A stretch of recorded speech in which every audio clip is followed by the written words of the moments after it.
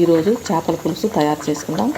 చేప ముక్కలు ఉప్పుతో శుభ్రంగా కడిగి తగినంత ఉప్పు, పసుపు, కారం, నిమ్మరసం, 2 స్పూన్ల నూనె వేసి బాగా కలపాలి. 10 నిమిషాలు నాననివ్వాలి. తర్వాత ఉల్లిగడ్డ ముక్కల్లో కొంచెం జీలకర్ర వేసి రఫ్ గ్రైండ్ చేసుకోవాలి. నూనె వేడయ్యాక లవంగ, చెక్క, ఉల్లిగడ్డ పేస్టు, అల్లం వెల్లుల్లి పేస్ట్ వేసి వేపాలి. ఇలా వేగాక రెడీ చేసి పెట్టుకున్న చేప ముక్కలు వేగిన పేస్టులో వేయాలి. చేప ముక్కల్లో చింతపండు పులుసు పోసి నెమ్మదిగా కలపాలి. మూత పెట్టి 10 నిమిషాలు ఉడకనివ్వాలి. ఇప్పుడు కూరకు కావలసిన మసాలా తయారు చేసుకుందాం. ఎండు కొబ్బరి, ధనియాలు, జీలకర్ర, మెంతులు నూనె లేకుండా వేపి మిక్సీ చేసుకోవాలి. 2 స్పూన్ల కొబ్బరి మసాలా పొడి, పచ్చిమిర్చి వేసి జాగ్రత్తగా కలపాలి. మూత పెట్టి 2 నిమిషాలు ఉడికాక కొత్తిమీర కలిపి స్టవ్ ఆఫ్ చేసుకుందాం. చెప్పలేని రుచితో చేపల కూర రెడీ అయిందండి. ఈ కూర అన్నంలో సూపర్ టేస్టీగా ఉంటుంది.